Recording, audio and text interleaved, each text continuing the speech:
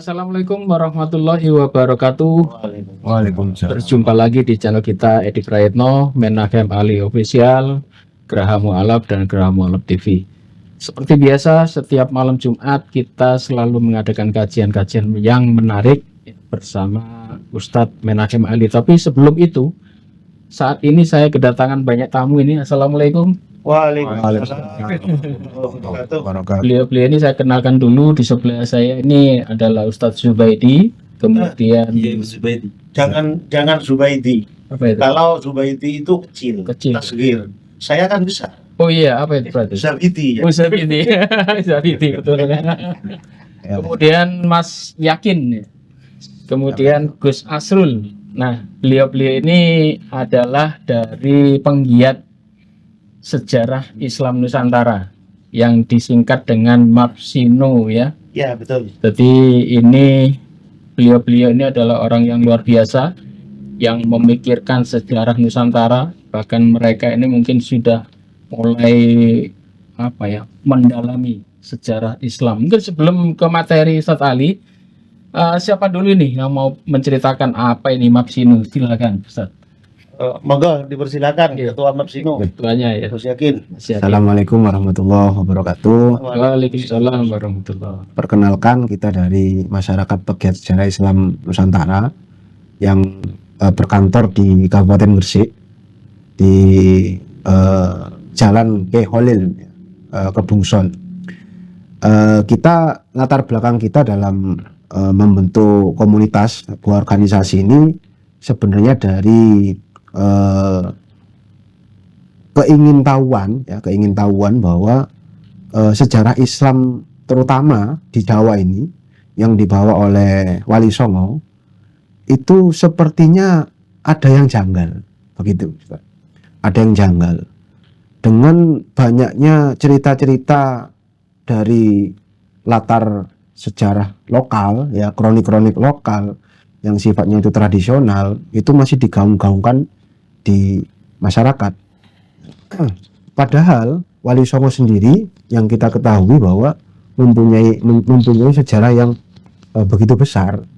Beliau itu bukan hanya pendakwah yang kita kenal untuk berajar ngaji, pondok pesantren, bukan seperti itu, tapi beliau itu juga sebagai penguasa, sebagai raja, penguasa, pimpinan wilayah. Ada qadhi, ada mufti, ya, ada hakim, gitu. Ada juga ulamanya gitu, dalam Wali Songo itu. Nah, kita ingin menggali lagi dari berbagai sumber, terutama yang kita fokuskan beberapa tahun ini itu di kajian artefak, ya, kajian arkeologi dari peninggalan Wali Songo, terutama yang sudah dirilis jurnalnya oleh guru kita ya, itu tentang Malik Ibrahim. Malik Ibrahim itu wali pertama ya. yang pertama. Jadi dari jajaran Wali Songo kan pasti disebut pertama kali kan, nomor satu. Itu diketahui dan sudah diteliti secara mendalam, melakukan grounded research antara Aceh dan Jawa ya, termasuk nanti di Kalimantan, Sulawesi juga. Itu ditemukan bahwa data baru ya, kesimpulan baru bahwa Malik Ibrahim itu adalah sultan dari Pasai begitu. Nah, ini yang perlu kita kaji mendalam. Nah, itu ketertarikan kita di situ awalnya. Makanya kita bentuk, kita pastikan benar nggak kira-kira ini. Nah, maka kita melakukan kajian secara mendalam, kita kunjungi makam-makam itu dan kita kaji naskah-naskahnya gitu. Nah, nanti kita mau komunikasi dengan Ustadz Ali bahwa apakah posisi naskah primer dari eksternal ini posisinya seperti apa gitu. Karena kita banyak mengkaji dari naskah eksternal ya. Saya dulu pernah dengar bahwasanya seperti Primbon Bonang ya, itu ternyata akan dibawa penjajah Belanda. Oh ya, di Leiden sekarang. Lah, itu apakah juga mau mencari sampai ke sana gitu? Kalau Handbook Van Bonang kan sudah diterjemahkan. Oh, sudah terjemahkan. Serinke ya, Dr. Serinke itu namanya. itu sudah diterjemahkan dalam bahasa Inggris, sudah dialih-aksarakan, bisa dikaji sebenarnya. Dan itu memang tulisan dari Pangeran Bonang. Di belakang ini halamannya tamat gitu ya, itu ditulis tulisan ini dari Pangeran Bonang. Tulisannya Pangeran Bonang, bukan Sunan Bonang tapi Pangeran Bonang. Sebetulnya peninggalan tuh banyak ya, tapi memang kita waktu dijajah itu ya sebagian banyak yang dibawa ke sana. Banyak. Iya. Belum ketika Geger Sepehi kan Inggris merampok manuskrip dari Jogja. Ya. Data-data dari Jogja banyak sekali, bahkan 4 kapal yang dirampok. Gitu. Bahkan ada yang tenggelam katanya. Ada yang tenggelam. Sampai 4 sekarang kapal itu nggak bisa bayangkan gimana itu. banyaknya artefak. Iya. Artefak ya, manuskrip ya, data, buku-buku. Nanti coba saya kasih clue bagaimana cara mengkaji dokumen eksternal dan internal. Iya. Tapi topik kita nanti baca mengenai apa yang tertulis dalam tradisi Islam berkaitan dengan nasabnya si pendeta yang bernama Warokoh bin Nawfal. Warokoh. Seperti apa? Ini saya kasih tahu. Siap. Untuk Gus Asrul mungkin mau ada yang mau sampaikan? Ya, sebenarnya kan awal saya ke Mafsino ini kan karena sebuah kegelisahan saya, karena banyak dari sejarah-sejarah itu banyak yang salah semat untuk makam sebenarnya. Oh. Sebenarnya sudah dari 2014 itu saya sendirian di Surabaya untuk menyampaikan makam yang ini merupakan tokoh-tokoh Islam. Sebenarnya ada yang terputus di situ. Jadi memang terputusnya itu Sunan Ampel ke Cicitnya itu jaraknya sekitar 100 tahun itu tidak pernah tersebut. Dan hanya kemudian muncul tiba-tiba ada yang namanya Panji Wiryokromo sebagai Adipati Surabaya. Nah, itu tiba-tiba muncul seperti itu. Memang kita harus menyambungkan itu. Mungkin kegelisahan itulah yang awalnya membuat saya untuk ikut Mafsino. Sebenarnya sudah dari dulu saya sama Gus Yakin ini, cuman kan baru ketika Gus Yakin dulu ikut salah satu organisasi itu terus keluar mendirikan Mafsino. Tapi saya tetap pada jalan saya sendiri awalnya. Saya tidak spesialisasi untuk menggali masalah entah itu 1500-an, era tahun 1500, tapi saya berfokus pada sejarah yang 100 tahun kemarin saja. Itu pun tidak sesuai dengan data sumber primer yang memang ada, baik itu di internasional atau surat kabar Belanda dan sebagainya, ataupun data-data di Perpusnas itu ternyata memang banyak katanya, pokoknya jarinya. Nah, itu seperti itu awalnya. Nah, akhirnya ya alhamdulillah saya bertemu Gus Yakin, saya bisa mengeluarkan unek-unek saya dan memberikan clue tentang Surabaya itu seperti apa. Dan hari ini kan Surabaya ini kan saya punya tujuan memang dengan adanya Ustadz Ali ini, saya ingin belajar tentang bagaimana melakukan sebuah pemeringkatan sumber data primer. Apakah ini layak dipakai atau memang tidak layak dipakai. Tapi kan mulai zaman saya masih SD itu, intinya sejarah Surabaya itu sebenarnya tidak seperti itu ketika saya baca naskah-naskah keluarga itu. Makanya saya ikut Mafsino itu seperti itu. Nah, akhirnya ada gang bersambut dari Gus Yakin, kita bersama-sama. Iya. Biasanya ini kan Sunan Wali Songo dan sebagainya itu kan memang dari kalangan keraton ya. Dan biasanya dokumen-dokumen itu kan banyak tersimpan di keraton-keraton ya. Dan apakah punya link untuk meneliti ke keraton segala macam itu ya? Ini memang butuh perjuangan ini. Ya. Saya sampaikan Ustaz, jadi kalau untuk keraton memang insya Allah ada, dan keratonnya bukan hanya keraton ini ya, maksudnya Keraton Solo Jogja. karena Keraton tua-tua. data di keraton itu ada levelnya, nggak bisa semua orang mengakses. Iya, betul. Jadi ada tayarnya pemeringkatan data. Kalau untuk data umum ya yang kita baca selama ini tuh ya kayak di Babat itulah. Tanah Jawa itu. Nah itu. Dan nanti ada level 1, level 2-nya ya kita mencoba mengakses. Ya insya Allah nanti ketemulah begitu. Ini memang perjuangan dan doa dan juga biaya. Jelasnya begitu. Silakan, ini dari Yai Zubaidi, Zabidi. Zabidi. Ya, Zabidi. Jangan sampai lupa, badan juga besar. Besar. Mungkin kita sihir jadi Zubaidi. Ya, assalamualaikum warahmatullahi wabarakatuh. Waalaikumsalam. Alhamdulillah kami punya kesempatan lagi untuk bisa bercengkerama Iya. di channelnya Profesor Menahem Ali bersama Bapak Edi. Saya sebetulnya dalam organisasi ginian termasuk penjelajah. Gitu. Kenapa kok saya katakan penjelajah? Karena dulu ada Istofa, ada Naat, ada PWI, ada apa, dan di semuanya saya terlibat. Makanya seandainya saya dikatakan kelas itu kelas penjelajah kalau tinju itu. Tujuan saya cuma satu, barangkali apa yang saya bisa bermanfaat untuk orang lain. Dan kebetulan yang lagi rame saat ini adalah masalah nasab. Kebetulan ketika saya mencoba untuk meneliti terlebih dahulu gimana kinerjanya Mapsino, alhamdulillah sesuai dengan angan-angan. Sesuai dengan angan-angan itu gimana maksudnya? Di dalam penelitian tidak gegabah. Yang dipakai rata-rata primer dulu. Baik historis, filologis, arkeologis. Kalau arkeologis itu tentunya ornamen-ornamen, kalau yang Islam kan mestinya makam. Di makam itu sendiri jika sudah gantian, maka sudah bukan data primer lagi secara arkeologis. Jadi yang diteliti yang primer-primer gitu loh. Ketika berbicara data primer, tentunya semua sudah tahu yang sezaman atau mendekati zaman si tokoh itu sendiri. Dan juga tentunya dengan mempelajari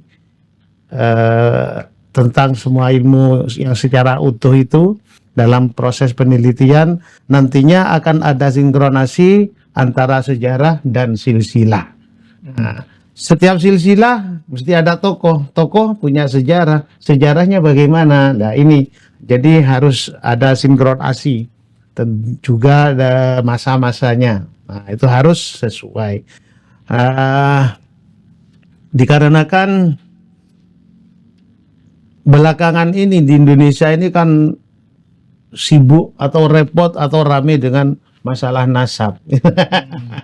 Baik itu yang nasabnya Ba'alawi atau nasabnya Wali Songo itu sendiri. Maka dari itu ketertarikan saya untuk meneliti secara benar, alhamdulillah bersambung dengan yang dipraktekkan oleh Mapsino itu sendiri. Saya doakan Mapsino ini berjalan lancar, Amin amin. tidak ada kendala dan bisa bermanfaat untuk Amin amin. Indonesia. Ya, pada intinya ingin meluruskan sejarah Islam di Nusantara. Dan kami bergerak selama ini, alhamdulillah tidak ada founding father. Ya, gitu. Jadi bayar DWD. Urunan nih. Ya kalau ada dana berangkat, kalau gak ada dana ya gak berangkat gitu. Tapi alhamdulillah kemarin Mas Yakin sama Den Aryo itu sampai bisa turun ke lapangan selama 1 minggu ya. 1 minggu sampai ke Banten. Oh, gitu ya. Jadi Demak, Banten, semua yang diteliti satu lokasi itu bahkan nggak mungkin 1 kali, bisa 10 kali kayak Malik Ibrahim. Diteliti sampai detail melalui senotap yang ada di makam itu, semuanya diteliti secara arkeologinya Kemudian sampai bertemu 10 kali. dengan keturunan para Sunan Wali itu.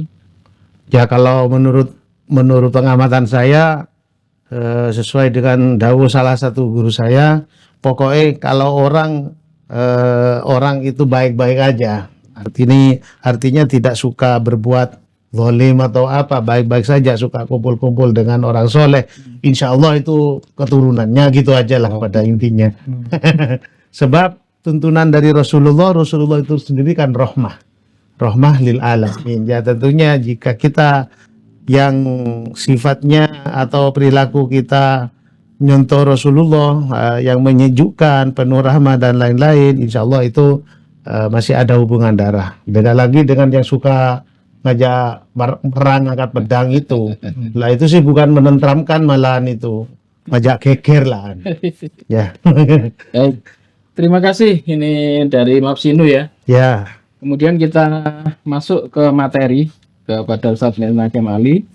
Pada materi malam hari ini ya masih soal nasab ini. Tapi yang kita bahas adalah bahas masalah nasabnya pendeta Nasrani yang ketemu dengan Nabi Muhammad, yaitu Waraqah bin Naufal, paman dari Sayyidah Khadijah, istri dari Nabi. Kemarin kita sudah bahas sebagian soal Waraqah bertemu dengan Nabi, kemudian Nabi menerima wahyu dan sebagainya. Jadi topik malam ini masih meneruskan pembahasan minggu kemarin, tetapi yang kita fokuskan di sini adalah nasabnya dari pendeta ini. Ini pendeta ini siapa sebetulnya? Gitu Ustaz, silakan Ustaz. Baik, terima kasih Pak Edi. Saya mengucapkan terima kasih atas kehadiran Kiai Zabidi, bukan Kiai Zubaidi. Kalau Kiai Zubaidi itu berarti di taskhir. Nah, itu Secara sebabnya ilmu kalau dikaji dari sisi filologi itu sudah salah. Tapi saya curiga dengan Kiai Zabidi. Kalau pengakuan beliau seorang penjelajah, tapi sebetulnya bukan penjelajah beliau itu. Pionir dari semua organisasi yang disebutkan tadi. Apalagi ketemu dengan Den Aryo, kemudian Mas Yakin, saya kira tidak asing lagi wajah keduanya karena muncul juga di YouTube mengkaji kaitannya dengan Wali Songo terutama. Dan topik yang akan kita bicarakan malam hari ini ada keterkaitan mengenai studi genealogi atau dalam bahasa pesantren disebut dengan istilah ilmu nasab. Tetapi fokus kajian kita malam ini lebih merujuk pada tokoh yang kontroversi, tapi termaktub dalam catatan kitab hadis yang paling sahih sedunia. Yang saya maksud adalah kitab Sahih Bukhari. Dan sebetulnya hadis ini panjang, cuma karena kita lebih fokus pada kajian nasab sang tokoh, maka saya potong kompas saja supaya nanti kita bisa belajar bersama bagaimana melakukan riset berdasarkan aspek data internal dan bagaimana konfirmasi dari dokumen eksternal. Nah, di sini ada satu hadis panjang sekali sebetulnya, tapi karena saya merujuk pada tokoh yang bernama Waraqah bin Naufal, ini kontroversi dari sisi nama. Karena kalau kebanyakan kita yang belum studi bahasa Arab secara in-depth, kebanyakan meragukan apakah ini nama sang tokoh atau merupakan gelar yang dialamatkan kepada sang tokoh. Kontroversi ini sampai sekarang masih ada, terutama di kalangan para akademisi. Tetapi di kalangan muslim yang garis lurus itu menganggap ini adalah nama tokoh. Karena argumentasinya sangat valid. Waraqah itu kan ditandai dengan tak marbutah. Iya. Apakah itu nama perempuan atau nama laki-laki? Kebanyakan kalau belajar bahasa Arabnya masih tidak lengkap, langsung divonis itu nama perempuan. Padahal tidak mesti begitu, karena dalam bahasa Arab itu meskipun ada tak marbutah, itu bisa merujuk pada nama laki-laki. Misalnya Hamzah, itu ada tak marbutah, laki-laki. Kemudian ada Tolhah, itu ada tak marbutah, nama laki-laki. Kemudian ada nama Waraqah, itu pasti nama laki-laki. Dan masih banyak contoh-contoh yang lain. Sehingga kalau ini dikatakan merujuk pada nama tokoh yang tidak jelas dan ini merujuk pada gelar, masih kurang bisa dipertanggungjawabkan. Apalagi di situ disebutkan garis keturunannya. Misalnya di sini ada ungkapan famtalaqat bihi Khadijatu hatta atat bihi Waraqah bin Naufal bin Asad bin Abdul Uzza. Nah, di sini ada nama orang yang dimaksud, yakni Waraqah bin Naufal bin Asad bin Abdul Uzza. Ini sudah berapa generasi? Empat generasi. Dan ini tercatat dalam dokumen yang ditulis oleh Imam Imam Bukhari. Apa yang ditulis oleh Imam Bukhari ini sebetulnya masih ada kaitan dengan tokoh perempuan, yakni nama Khadijah. Khadijah Al-Kubra itu juga memiliki jalur nasab yang sebetulnya ada kedekatan dengan tokoh yang sedang kita bicarakan, yakni Waraqah bin Naufal.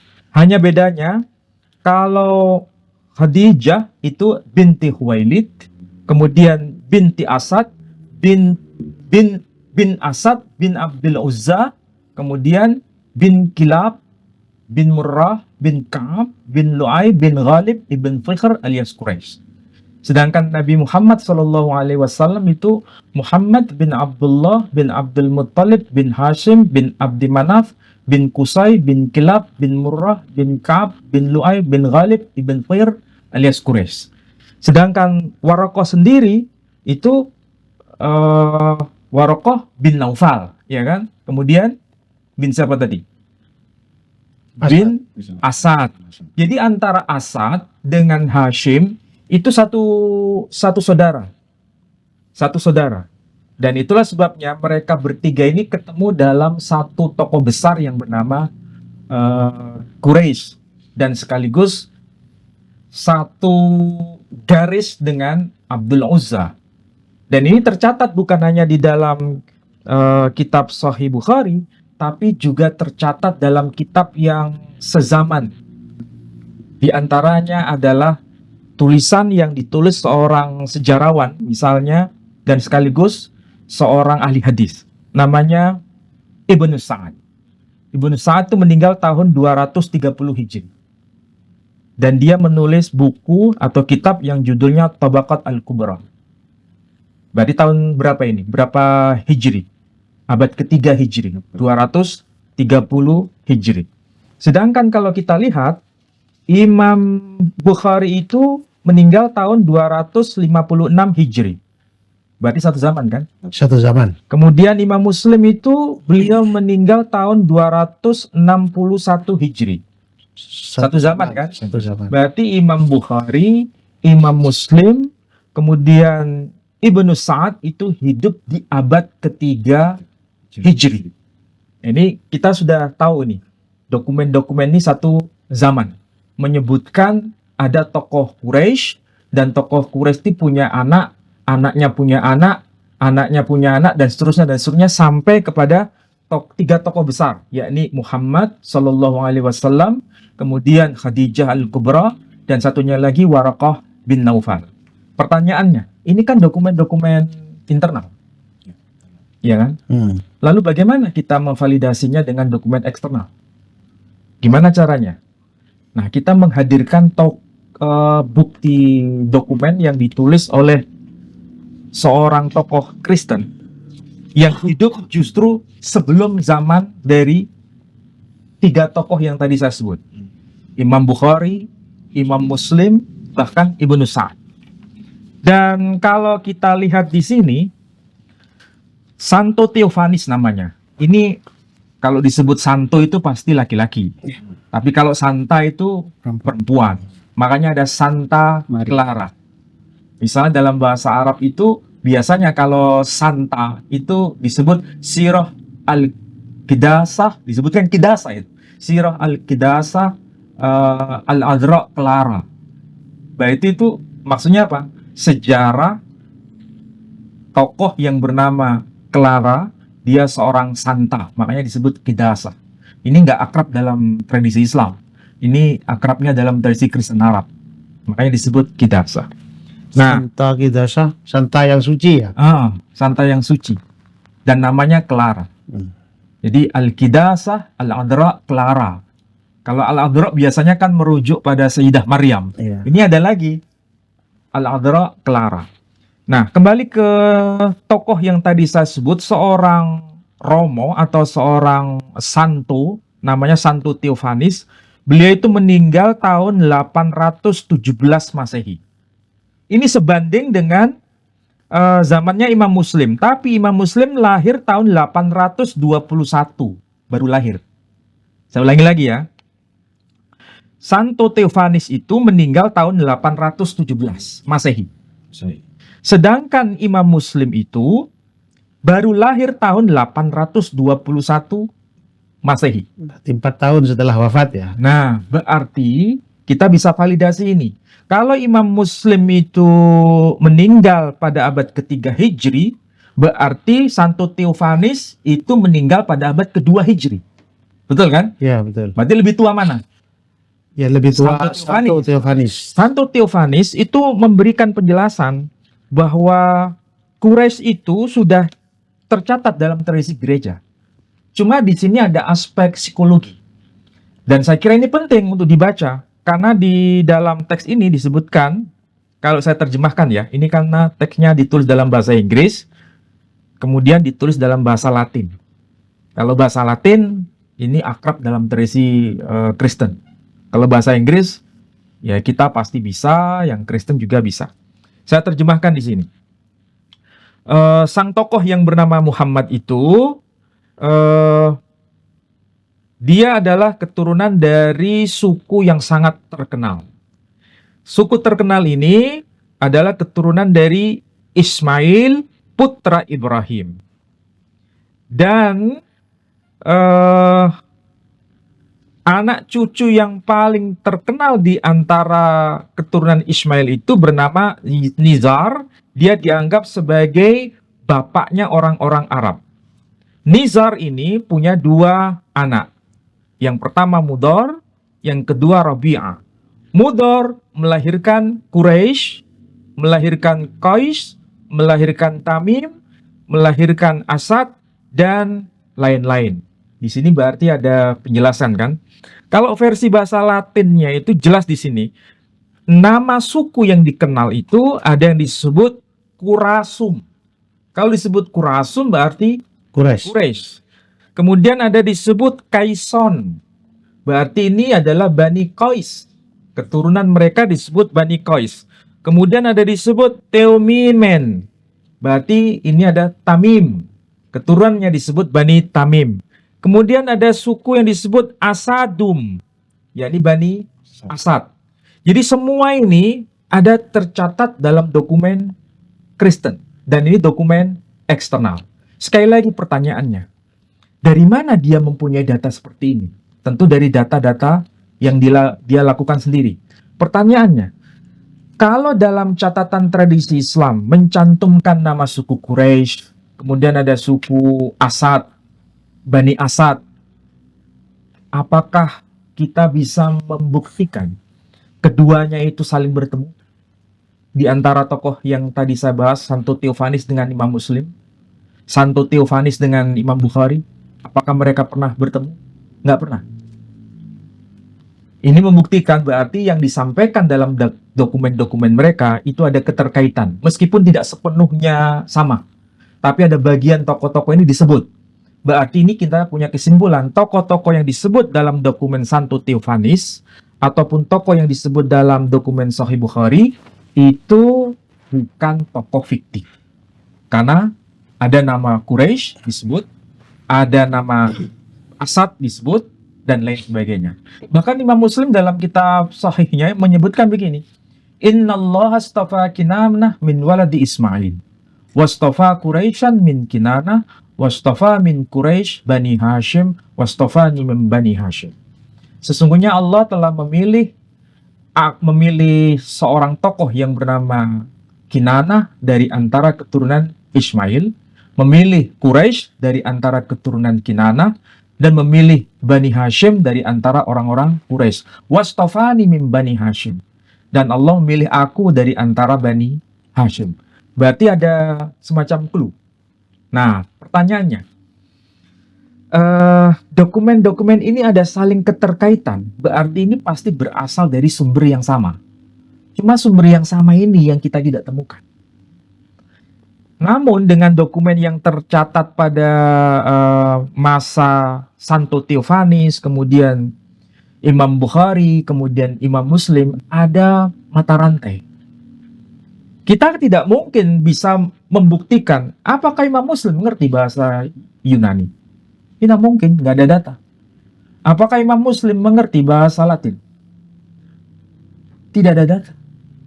Kita punya kesimpulan pasti mereka tidak pernah baca tulisan Santo Theophanes. Kesimpulannya kan begitu. Iya. Apakah mungkin Imam Bukhari dan Imam Muslim membaca tulisan Santo Theophanes ini? Nggak mungkin. Tetapi sumbernya itu kenapa bisa sinkron? Karena memang ini sudah menjadi, kalau bahasa apa itu, bahasa ilmu nasab, suhrah wal istifadah. Oh, Kalau sudah masuk kategori ini, semua sudah paham tuh. Ya kan? Ini kan kaitannya dengan ilmu nasab. ya berarti ini bisa ditarik kesimpulan bahwasannya yang ditulis oleh Imam Bukhari bersumber dari non-muslim ya. Bukan bersumber, dokumennya divalidasi. Oh, divalidasi. Divalidasi oleh dokumen eksternal. Eksternal. Apakah itu beliau mengutip dari Santo Theophanes? Tidak mungkin, karena Santo Theophanes tidak menulis dalam bahasa Arab. Dia menulisnya dalam bahasa Yunani dan dalam bahasa Latin. Masalahnya Imam Bukhari dan Imam Muslim tidak mengerti bahasa Yunani, tidak mengerti bahasa Latin. Lalu dari mana itu didapatkan? Berarti pasti dari sumber yang dianggap sebagai surah wal istifadah itu. Berarti sekaligus jadi sumbernya dari Santo Theophanes nulis. Iya, cuma ini dokumen apa? Nah, itu yang kita kesulitan melacaknya karena terlalu tua jaraknya dengan masa beliau. Tapi ada dokumen yang ditulis pada abad kedua, yakni dokumen yang ditulis oleh Claudius Ptolemy. Dia menulis buku yang berjudul Geographia. Itu abad kedua Masehi. Itu disebutkan nama-nama tokoh-tokoh ini. Sehingga kita bisa simpulkan, mulai abad kedua, tokoh-tokoh ini sudah dikenal namanya. Sehingga kalau bahasa Islamnya disebut surah wal istifadah. Tetapi ditulis dalam keragaman bahasa, bukan satu bahasa. Bukan hanya satu tradisi, bukan tradisi Islam saja, tapi juga tradisi Kristen. Nah, begini cara apa melacaknya. Nah, kalau kita bandingkan, ini dokumen memang di imprimatur ya. Di imprimatur itu maksudnya disahkan oleh pemimpin tertinggi yang sekarang dari kalangan gereja ortodok Koptik. Gereja ortodok Koptik itu beda dengan gereja Katolik. Gereja Katolik itu kan ada pausnya, ya kan? Paus yang sekarang itu melanjutkan dari paus sebelumnya. Paus sebelumnya melanjutkan dari paus sebelumnya terus sampai ke era kuno, sampai kepada Simon Petrus. Nah, paus yang di gereja ortodok Koptik itu sekarang dipimpin oleh ini namanya Al-Baba Tawadrus Ats-Tsani. Namanya Al-Baba Tawadrus Ats-Tsani. Tapi prejengannya kayak orang Arab kan? Iya, iya. Tahu prejengan? Pawaannya. Pawaannya, Tampilannya. tampilannya. Karena di sini kita bisa lihat, oh berjenggot seperti ini kan? Nah, sebelum beliau itu dipimpin oleh Al-Baba Sinoda Ats-Tsalits. Namanya, paus sebelumnya. Nah, meninggal digantikan oleh beliau. Berarti semua dokumen yang dikeluarkan oleh gereja ortodok Koptik itu tervalidasi dari dokumen-dokumen sebelumnya. Step by step ya. Step by step. Apalagi di imprimatur, bahkan sudah disahkan. Nah, di sini ada sesuatu yang menarik. Karena ternyata dalam dokumen ini ada penjelasan. Apa itu? Penjelasannya begini kan. Ketika menyebutkan nama-nama ya. Wahadihi mawalid Ismail ibn Ibrahim alladhi waladathu Hajar al-Misriyah. Inilah anak-anak Ismail, putra Ibrahim yang dilahirkan oleh Hajar orang Mesir. Disebutkan nama-namanya di sini. Wahadi asma'u bani Ismail bi asma'ihim hasaba mawalidihim. Inilah nama-nama anak Ismail sesuai nama-nama mereka, sesuai dengan urutan kelahiran mereka. Nah, di sini disebutkan Nebayot. Kalau dalam bahasa tradisi Islam tidak disebut Nebayot, tapi disebut Nabi. Nabi. Ya, berarti itu tokoh fiktif atau tokoh historis? Stories. Kenapa kita bisa validasi itu tokoh historis? Karena dicatat bukan hanya dalam dokumen Islam, tapi juga dicatat di luar dokumen Islam. Dan ini dokumen gereja. Begini caranya untuk memvalidasi satu dokumen. Kemudian disebutkan Bikr Ismail, anak tertua dari Ismail. Kemudian disebutkan wa Kedar, wa Atbiel, wa Mibsam, wa Misma, wa Duma, wa Masa, wa Hadar, wa Tema, wa Yetur, wa Nafis, wa Kedma. Kalau di Surabaya itu kalau tidak keliru, ada seorang ulama yang juga disebut namanya Abdurrahman Nafis. Ya. Nah, Iya. berarti Bang Nafis itu nama dari salah satu di antara putra-putra Ismail dan itu bagian dari suku Quraisy, ya kan? Nah, jadi kalau kita hitung nama-nama mereka ini ada jumlahnya sekitar 12 orang, salah satunya Kedar. Menariknya di sini penjelasan ini seandainya terhapus, maka kita tidak bisa menvalidasi data eksternal. Tapi faktanya ini masih tertulis di sini data eksternal itu. Apa itu? Di sini disebutkan ada kata-kata wa aidon Kedar dan berkaitan dengan Kedar. Wa maknahu aswad.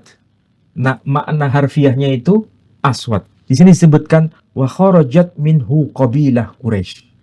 Dan dari keturunan Kedar ini nanti lahir suku Quraisy. Berarti kesimpulannya jelas. Quraisy nanti keturunan dari Kedar. Kedar keturunan dari Ismail. Ismail keturunan dari Ibrahim. Pertanyaannya, kenapa nama Quraisy kok dipertahankan? Saya curiga. Kalau kita lihat Koptik, gereja Koptik, itu kan bukan hanya di Mesir yang sekarang. Tapi sampai ke wilayah selatan, yakni Ethiopia. Itu yurisdiksi sampai ke arah sono. Sedangkan kalau kita lihat kekristenan yang ada di kawasan Saudi Arabia sekarang, yang dulu disebut dengan istilah Hijaz, itu kan bukan muncul tiba-tiba, tapi berdasarkan kawasan yuridiksinya. Itu masuk yurisdiksi mana? Ternyata itu masuk yurisdiksi gereja Ortodok Koptik. Dan memang betul, kita lihat kerajaan Kristen di Yaman, di kawasan selatan, itu kan kepanjangan tangan dari gereja Ortodok Ethiopia. Makanya ada surah yang disebut surah gajah itu. Pertanyaannya, di kawasan Yaman memang sejak awal ada gajah? Tidak pernah ada. Kenapa kok bisa datang ke kawasan itu? Karena diimpor dari kawasan Afrika, Ethiopia.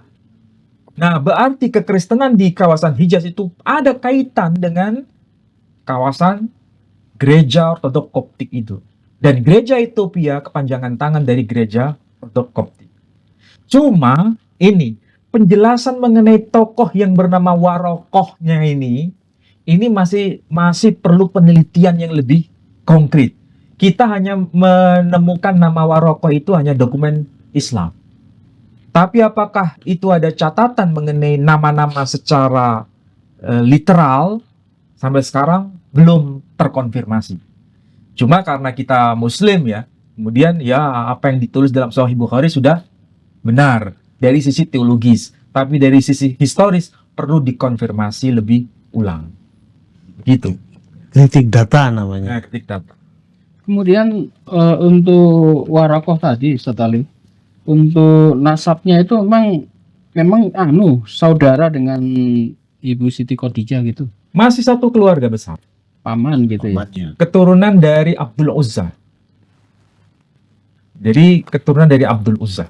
Beliau. Kemudian banyak pertanyaan begini ya, mungkin agak sedikit melenceng. Waktu itu Islam belum turun, Nabi menikah. Hubungan antara Nabi kita Muhammad SAW dengan Sayyidah Khadijah Al-Kubra itu sebetulnya masih satu pohon nasab. Dan kedua pribadi ini itu merujuk pada tokoh yang sama, yakni Abdul Uzza, dan itu putra dari Kilab bin Murrah bin Ka'ab bin Lu'ay bin Ghalib bin Fusr alias Quraisy. Sedangkan kalau kita merujuk pada aspek agama apa yang dianut oleh Sayyidah Khadijah Al-Kubra, memang tidak ada penjelasan secara detail dalam kitab-kitab Islam. Tidak ada penjelasan. Tapi minimal kita bisa validasi bahwa orang-orang Quraisy itu terpecah dalam 3 agama besar. 1, beragama pagan, penyembahan berhala, dan itu terbukti dengan adanya 360 berhala. Berarti masing-masing suku itu punya Tuhan sendiri.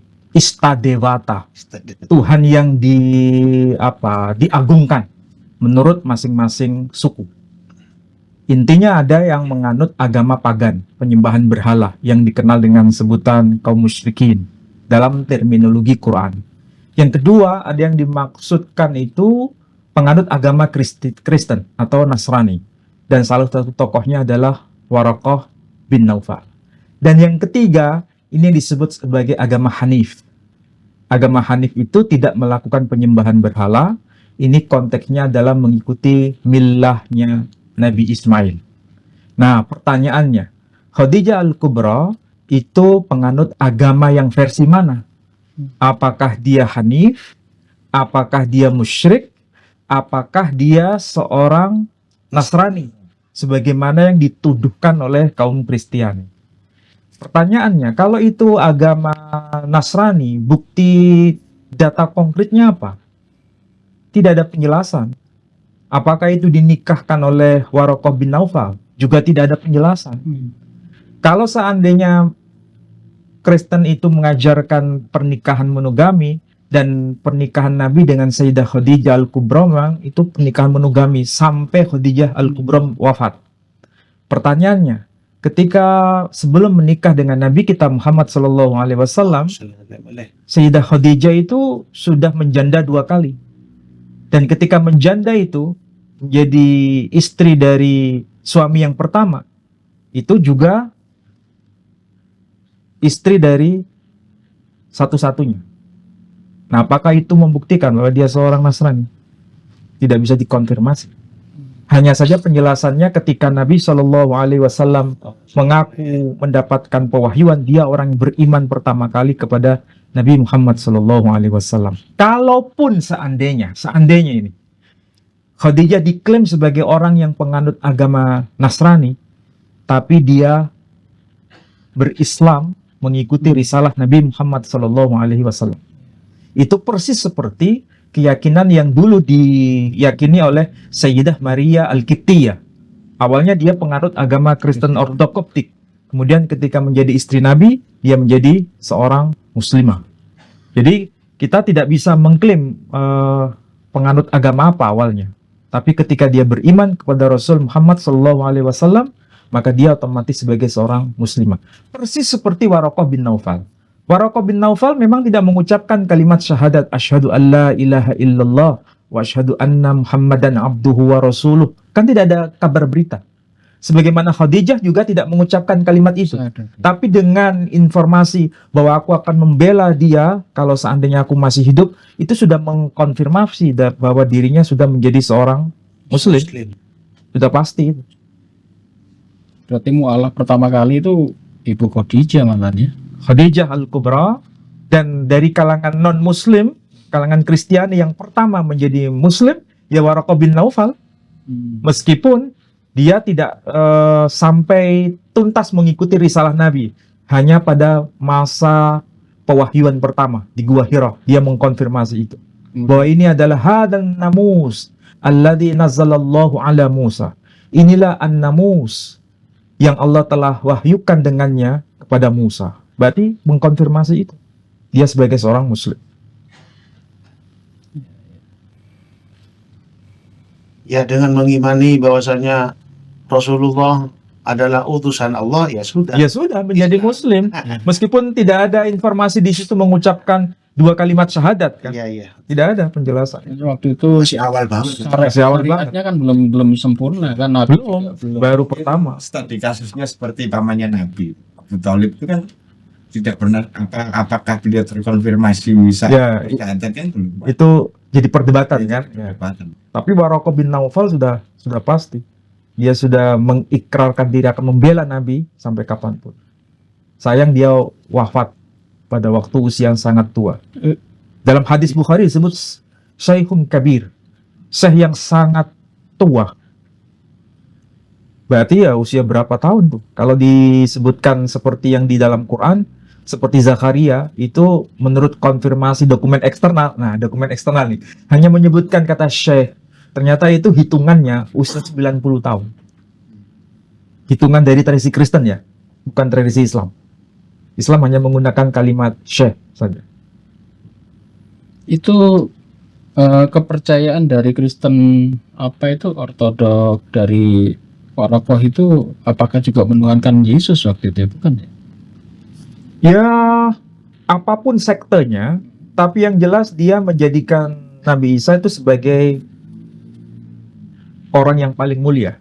Apakah dia penganut agama Tauhid, apakah dia penganut agama Trinitas, kan terpecah dua itu.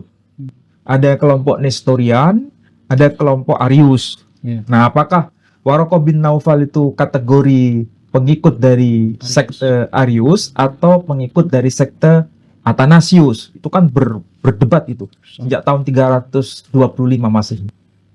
Sampai diadakan muktamar itu, Ya. konsili. Tapi akhirnya yang tauhid kalah, yang menang Trinitas. Ya, sejarah membuktikan itu. Iya. Tapi yang menarik ini kalau dikaitkan dengan kajian Wali Songo di Indonesia, ya harus ada dokumen eksternal, ada dokumen internal. Dokumen eksternal itu kalau bisa lebih mendekati era yang paling awal. Sama seperti yang tadi saya sebutkan. Kan kita tidak mungkin hanya menerima Sahih Bukhari apa adanya. Mungkin di pesantren iya. Ya, karena tadi saya sebut sebagai kitab yang paling sahih sedunia. Nah, tapi apakah bisa terkonfirmasi dengan dokumen eksternal? Nah, ternyata betul kan? Ada dokumen Santo Theophanes, bahkan ditulis sebelum Imam Bukhari lahir, sebelum Imam Muslim lahir, tapi masuk satu era. Kan masalahnya seperti ini, Tom. Jadi kalau di beberapa literasi sumber data internal dan eksternal itu kan hanya terkonfirmasi masalah bahasa. Katakan tamim jadi tamus kan seperti tadi. Tamim Terus- dari temonim. Nah, temonim. Nah, itu kan masih mendekati ya. Ini kadang ada perbedaan di situ. Katakan Asad dari asadum. nah, satu kan seperti itu. Ini, masih sama lah. Dan beberapa konfirmasi seperti Imam Bukhari, Muslim dan Santo Theophanes. itu dengan itu kan masih ada kemiripan. Nah, ini sedangkan kalau kita menggali sejarah tentang data eksternal itu banyak perbedaan dengan data-data internal. Contoh, kalau kita mencatat Sultan Trenggono ya, itu di naskah-naskah internal di Indonesia seperti itu. Tapi ketika kita berbicara tentang naskah yang ditulis oleh Pires, Naskah eksternal. eksternal itu menyebut Trenggono ini adalah Patirodim.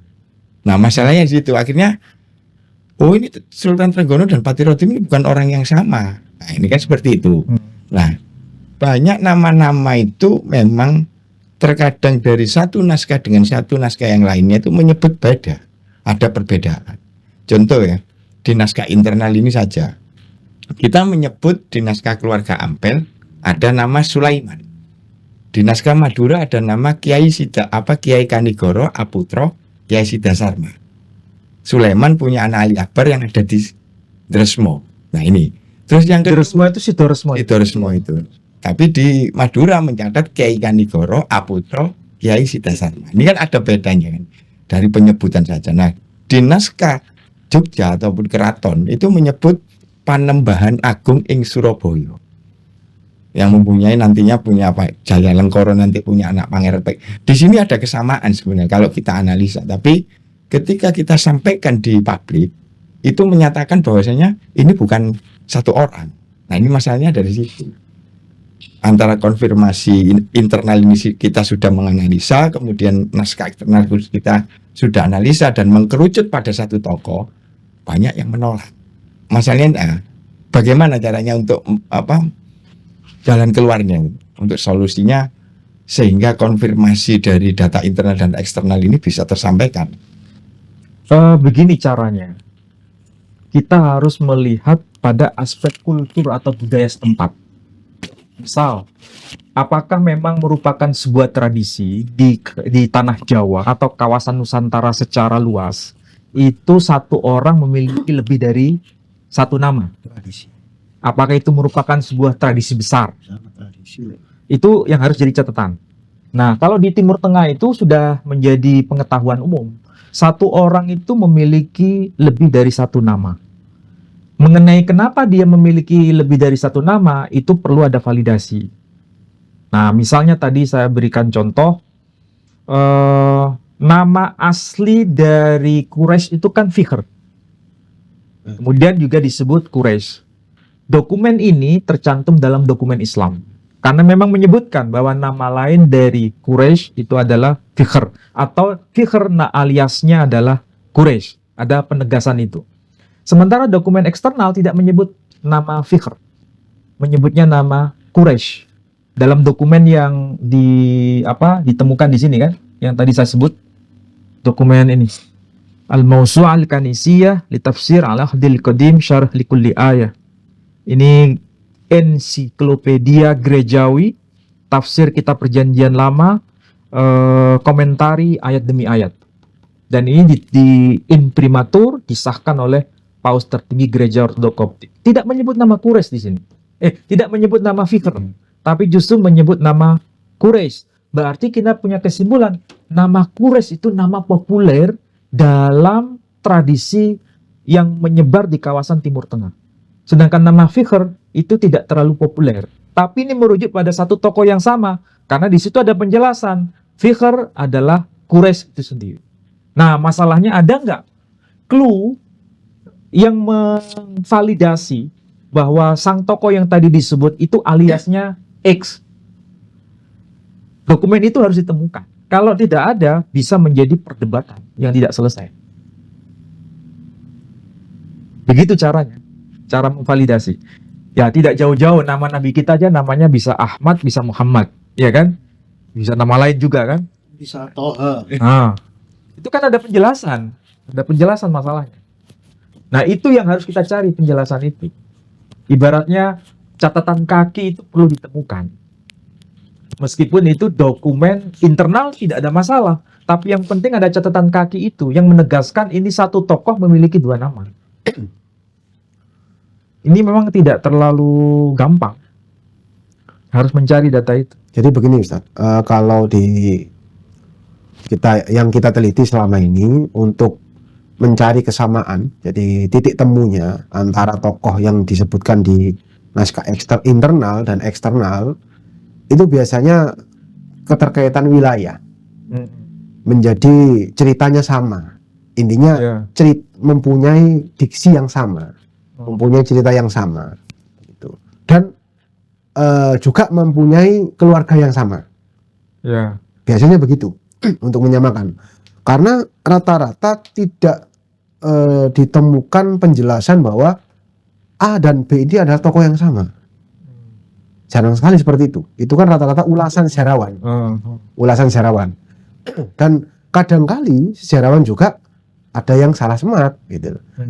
Contoh misalnya yang kita kenal sebagai Patih Rodim atau Patih Raden di naskah Portugis, tapi itu sezaman.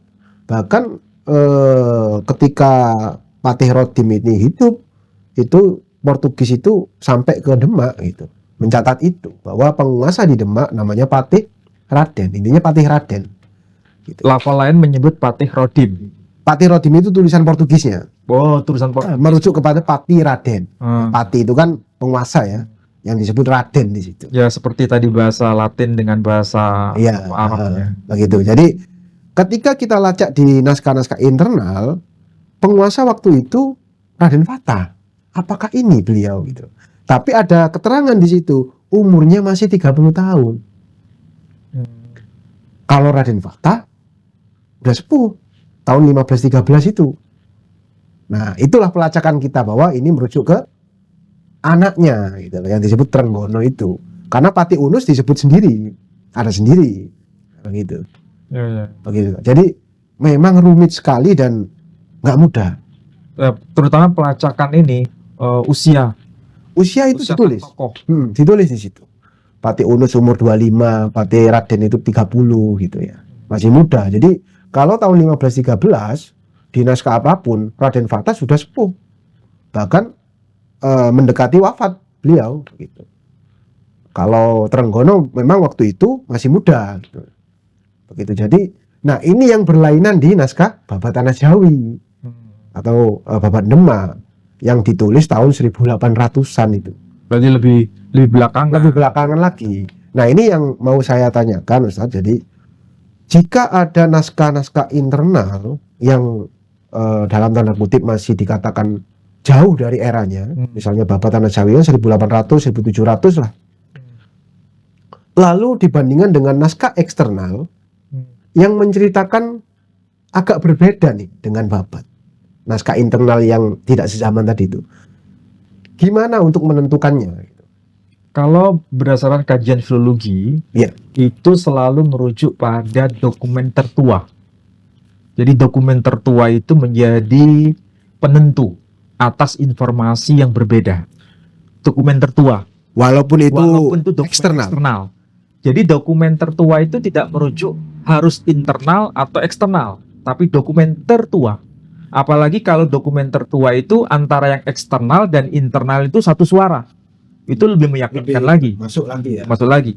Prinsipnya kajian historis atau kajian filologis itu dokumen yang mendekati era peristiwa itu atau mendekati era sang tokoh.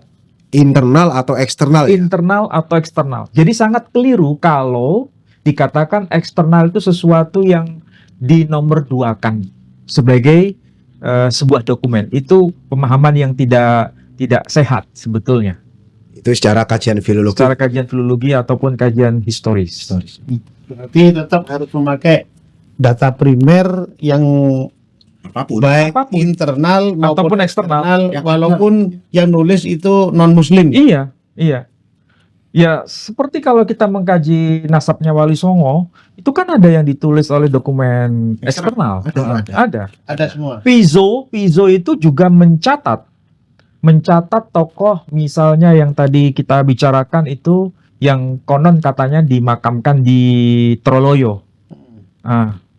Saya kira Syekh Jumadil Kubro itu sangat populer nama itu. Juga tertulis di situ dalam dokumen Piso. Martin van Bunnesen yang edisi yang belakangan sekarang mengkonfirmasi itu juga. Ini dokumen-dokumen eksternal. Eksternal tapi agak baru itu. Agak baru. Jadi yang kita pelajari saat ini itu dokumen-dokumen yang sekiranya mendekati bahkan ditulis langsung ketika Wali Songo hidup. Jadi saya lihat bahwa Ratu Kalinyamat itu berhasil menjadi pahlawan nasional. Itu ketika kita lihat naskah kajian akademiknya itu full dokumen Portugis, full naskah Portugis. Bahkan saya lihat ketika pemaparan di DPR itu pemaparannya ada, saya kirim juga ke Gus Hasrul, itu nggak ada data internalnya. Tapi itu dokumen sangat primer. Jadi bahkan ada yang membuntuti Ratu Kalinyamat itu sendiri, seorang Portugis yang menjadi intelijen, agen, gerak-geriknya diawasi, ditulis di situ bahwa Ratu Kalinyamat ini sangat berbahaya gitu. Dituliskan begitu. Awas, berhati-hati dengan seorang janda ini gitu. Orangnya sangat tegas dan pemberani lah intinya. Kalau kita nggak sesuai, apalagi orang-orang Portugis ini yang beragama lain, ini bisa dihabisi gitu. Itu komentar dari orang-orang Portugis. Disitulah berhasil. Kan sangat valid itu kalau disebutkan begitu. Artinya kan tidak ada unsur kepentingan. Itu yang saya maksud. Kepentingan politik atau kepentingan apapun. Karena begini Ustaz, yang kita hadapi di lapangan bahwa dokumen-dokumen internal walaupun baru itu menjadi kajian utama. Tidak ada kajian dokumen-dokumen primer. Saya katakan sebenarnya bukan eksternal atau internal, tapi primer. Kalaupun internal ada yang primer, ya kita kaji ayo mana. Ada kolofonnya nggak kan gitu kan? Tapi yang ngomong katanya primer ini, ya nggak ada kolofonnya, nggak ada tahunnya. Hanya berdasarkan ya konon begitu loh. Katanya ini tahun sekian. Nomor begitu, rata-rata begitu. Tapi kalau dokumen eksternal rata-rata penulisnya jelas. Bahkan di situ tahun terbit naskah yang kedua, ketiga ada penjelasan. Itu yang kita lakukan. Jadi kita kadang-kali berseberangan dengan teman-teman ketika berkaitan dengan data eksternal. Ya biasa kalau kita sudut pandangnya historis, yang nomor satu itu adalah dokumen primer. Tertua lah ini. Iya, dokumen primer itu tidak harus berupa manuskrip ya. Tapi buku cetak tua itu masuk kategori dokumen primer. Ya, cetak. Kalau memang itu mendekati era peristiwa atau kehidupan sang tokoh. Manuskrip, kemudian inskripsi itu juga bisa menjadi salah satu dokumen primer. Jadi dokumen primer itu hanya merupakan payung besar yang rinciannya bisa beragam. Bisa manuskrip, bisa buku cetak tua, bisa inskripsi. Nah, baru setelah itu kalau bisa dilengkapi dengan data ranking kedua, internal dan eksternal. Tapi mendekati era sezaman kalau bisa. Kalau nggak bisa ya era sekunder. Kalau nggak bisa ya dokumen yang paling yang Tersier. paling mudah ya tersier. Ya, tadi ini menarik, tadi disinggung sedikit bahwasanya kalau kita berbicara sejarah ya, kita sering bahas dengan Ustadz Ali ya, kita bahas masalah sejarah Islam, sejarah Nabi dan sebagainya, itu dilihat dari tulisan orang Islam, bahkan tulisan orang Yahudi, Ya. bahkan tulisan orang yang berseberangan sekalipun. Itu seringkali kita berbicara sejarah itu tidak melihat agama atau agama diletakkan dulu gitu Ustadz ya. Ya agama diposisikan sesuatu yang tidak terlalu penting dalam tanda kutip ya di situ. Kalau iya. berbicara soal Iya. sejarah ya ini ya. Ya misalnya ini aja. Saya ambil contoh. Ini kan tulisan dari Santo Theophanes ya. Santo Theophanes. Santo Theophanes itu menyebutkan nabi kita itu keturunan dari Quraisy, nanti nyambung ke Nizar, nyambung ke Mudor, nyambung ke Ismail. Pertanyaannya, di awal dia katakan ada seorang yang disebut sebagai nabi palsu. Kalau begitu kan dia tidak ada kepentingan teologis di sini untuk mengakui Muhammad sebagai seorang nabi. Tidak percaya dia. Jadi secara teologis dia nggak mengakui Muhammad Dan nabi. dengan agama kan Iya. berbeda. Tapi secara biologis dia akui itu keturunan Ismail. Secara sejarah dia mengakui. Di dokumen eksternal sudah mengatakan demikian. Kecuali kalau dia seorang Muslim, kemudian mengakui kenabian Nabi Muhammad, mengakui dia keturunan Ismail, nah berarti ada bias teologis di situ. Ada bias kepentingan keagamaan. Malah bisa jadi Islam kan. Nah iya, makanya ini disebut dokumen eksternal, apalagi ditulis sebelum zamannya era Imam Bukhari, sebelum zamannya era Imam Muslim. Kalau saya disuruh memilih, mana dokumen yang paling valid di antara tulisan Imam Muslim, tulisan Imam Bukhari, atau Santo Theophanes? Lepas dari soal agama, Ya. saya akan memilih tulisan Santo Theophanes. Wah, ini ekstrim. Karena apa? Dokumen ini ditulis sebelum kelahiran Imam Bukhari, kelahiran Imam Muslim. Iya betul. Bicara ketuaan dokumen berarti Ustaz ya. Iya, dokumen ini kan lebih tua. Apalagi di situ tidak ada kepentingan bias teologis. Ya, ya. Kan mustahil kalau dia berkata ada nabi palsu, dia keturunan Ismail. Ini kan sesuatu yang paradok kan sebetulnya. Ya, Tapi itu tentangan. iya, sesuatu yang tidak sinkron. Tapi di situ menjadi bukti bahwa ini adalah dokumen yang valid. Begitu caranya. Bisakah sejarah itu dirubah? Ya, sejarah itu tergantung dari siapa yang menulis. Iya, Iya kan? Betul. Tapi masalahnya itu kan harus semua dikonfirmasi. tidak satu. Iya, tidak Iya. satu sumber. Oh. Tidak satu sumber. Soalnya- Dan itu seorang sejarawan harus jeli di situ. Bicara pendeta Ustaz tadi ya. Di tahun 1700-an itu ada pendeta juga bernama Francois Valentin ya. Francois Valentin Oh. orang Belanda. Itu pendetanya VOC. Itu berkeliling di Surabaya, di Gresik gitu ya, di Cirebon. Itu beberapa kali mengkonfirmasi, bahkan masuk ke makam Sunan Ampel. Ditanya, Dalam laporannya itu. laporan, dia melaporkan bahwa ya nulis saja kayak catatan harian diary gitu. Diari. Siapa yang dimakamkan di situ, gitu loh. Namanya bukan Sunan Ampel tapi Sultan Ampel. Nah ini menarik dan dikatakan sebagai keturunan dari Sunan Gunung Jati. Loh, posisi Sunan Ampel di mana? Saya juga bingung. Nah, itu dokumen itu lebih tua daripada Babat Tanah Jawi. Lebih tua dari laporan-laporan yang kita ketahui selama ini bahwa posisi-posisi makam itu. Gitu. Jadi, wah, ini berarti ada yang kontradiktif ini. Ada yang masa hilang. Ada sesuatu yang hilang di antara sejarah Wali Songo gitu. Bahkan ini kan harusnya masa sih seorang ya pendeta lah katakan ya menulis laporan ini sampai harus berbohong gitu loh. Padahal ini laporan pribadi dia saja, tidak untuk disebarluaskan menjadi ya nanti, tapi tetap dibukukan gitu. Sampai ada 5 jilid gitu ya. 5 jilid. Bahkan ada makam-makam yang dikonfirmasi oleh si pendeta ini saat ini tidak sesuai gitu. Nah, ini menarik. Padahal ini dokumen tertua yang sampai kepada kita. Selama ini tertua. Bahkan naskah internal belum kita ketemuan yang jelas tahunnya ya. Karena ini jelas tahunnya 1706.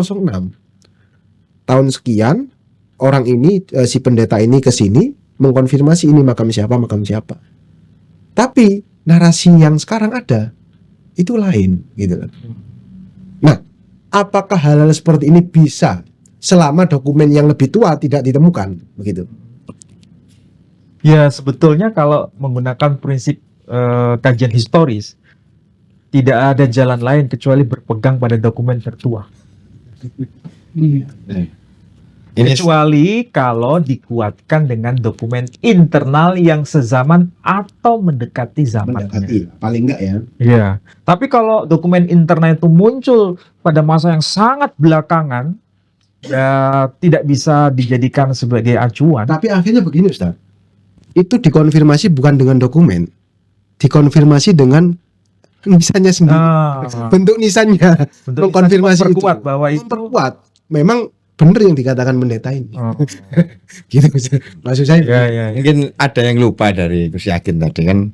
Sebenarnya kan seorang pendeta Valentin ini dia tidak tidak melihat ini bahwa ini siapa, kan beliau kan tidak tahu sebenarnya. Tapi beliau ini lebih menghubungi atau bersama keturunan dari Anggajaya, atau ada yang bisa disebut Anggajaya II lah. Nah, ini Anggajaya inilah yang memberikan informasi bahwasannya di baratnya masjid itu ada makam Sultan Ampel. Dan kemudian di Bukit Giri itu ada keturunan beliau yang bernama Panembahan Ratu. Dan itu makamnya sangat megah dan mulia, megah dan mewah lah. Nah, Kan tidak mungkin makam megah itu orang biasa. Iya, nah Pasti itu ada seperti kaitannya dengan seperti itu. seorang tokoh, Tapi ya kan? ketika narasi yang disampaikan itu memang narasi yang ada ini berbeda karena memang disesuaikan letaknya. Katakan Sunan Giri, terus katakan ini penguasa Giri pertama, kedua, ketiga, keempat. Jadi ini diurutkan dengan Masa ini. timeline-nya diurutkan. Tapi sebenarnya ketika berbicara kenapa ini ada di kompleks sendiri, masalahnya di situ secara analoginya tidak berada di sebelah timur ya, di sebelah timur berkumpul dengan keluarga Giri. Tapi secara ornamen yang ada di Bukit Giri itu memang tidak identik dengan keluarga Giri, tapi lebih cenderung kepada keluarga Jepara, Demak sama Cirebon. Seperti itu. Ya itu sama dengan ini pembuktian melalui dokumen lain. Dokumen lain. Ya. Meskipun tidak harus berupa manuskrip, Ya. tapi artefak juga bisa. Apalagi ditentukan tahunnya di situ. Cuma yang perlu kajian lebih mendalam ya, manuskrip sekarang gara-gara isu nasab itu kan sekarang dibuka semua, ya diturunkan dari tempat yang sakral, dibaca dan dikaji. Itu sangat penting karena apa? Pertama, manuskrip yang kita punya bisa jadi ada kolofonnya. Tentu dibaca. Kolofon itu kan kapan itu ditulis, di mana ditulis, tanggal berapa, bulan berapa. Itu disebut kolofon. Tapi kalau seandainya kolofon tidak ditemukan, bisa melalui watermark. Kalau watermark kita bisa simpulkan itu pasti ditulis pada masa era kolonial. Watermark ya. Karena sebelum era kolonial tidak dikenal ada kertas yang ada watermarknya. Berarti bisa disimpulkan itu ditulis pada masa kolonial. Tapi kalau watermarknya ternyata juga nggak ada karena ditulis dari deluang tuh yang kita sebut orang awam tuh kertas kapas itu loh. Nah, sebetulnya bukan disebut kertas kapas itu, ya bahasanya deluang dari kulit kayu yang kemudian dijadikan bubur sebetulnya. Nah itu bisa menggunakan karbon C14, itu lebih valid. Tapi posisi naskah manuskrip itu posisinya gimana Ustaz ketika tidak ada kolofon atau tidak ada penulis? Posisinya gimana? Ya harus menggunakan karbon C14. Kalau belum di Nantinya. karbon gimana? Ya nggak bisa dipakai. Tetap bisa dipakai, tetapi tidak sangat valid 99,9%. Tapi mungkin hanya sekedar 70%. Buat tambahan 60%, harga mungkin iya. ya, pendukung ya. Terkadang begini, menurut yang saya ketahui, kalau kita hanya ngecek dari kertasnya, itu terkadang ya ada kertasnya kertas tua. Nah, itu ada pemalsuan tuh bisa. Ya, tulisannya tapi tulisan baru atau tidak sezaman dengan Iya, kertasnya. Iya. Gitu loh. Sebab ini sempat terjadi di manuskrip mana itu. Ternyata nggak sesuai. Maka dari itu dari yang ahli filologi manuskrip itu banyak meneliti tentang Iya, khotnya hotnya. itu kalau ini biasanya tulisan tahun berapa, kalau ini tahun berapa, Iya, ketemu iya, semua iya, gitu iya, karena betul. berbeda-beda. Iya. Jadi memang sekarang ada penelitian lebih khusus. Penelitian berdasarkan bahan. Kalau bahannya itu bahan yang dibuat era-era belakangan, itu bisa dipastikan ini ditulis pada masa belakangan. Tapi ada juga itu kertas-kertas lama. Jadi manuskrip yang lama itu yang Kosong. tidak ada tulisannya yang kosong, itu disobek semua, dijadikan satu jilid, kemudian ditulis ulang. Ada yang begitu. Ya itu. Dan itu bisa diteliti lagi dengan menggunakan DNA naskah namanya. Bukan hanya DNA darah, tapi ada juga DNA naskah. Kajian DNA naskah. Ada itu. Itu saya diajari oleh Profesor Sakamoto dulu dari Jepang. Caranya gimana itu meneliti. Ya. Tapi memang butuh waktu dan tenaga Dan untuk biaya. Baik, itu kegelisahan saya yang terakhir, ini pertanyaan saya terakhir. Memang belajar sejarah itu munyeng ya, apalagi yang mendalami segala macam. Sebetulnya apa sih tujuannya gitu loh? Ini sudah terjadi masa lalu, kemudian kita teliti lagi. Apakah kalau di dunia ilmiah mungkin ada jurnal ilmiah ya, jadi temuan-temuan terbaru ditulis, dicatat, kemudian dibukukan. Apakah di Gus Yakin ini juga mempunyai agenda ke sana, dibukukan, dicatat, supaya apa? Supaya generasi besok sepeninggal kita itu mereka bisa membaca, karena setelah diselidiki, oh ternyata sejarah ini ditata ulang, kemudian ditulis lagi, dibukukan. Mungkin ada cara, mungkin Mas Gus Yakin, silakan Gus.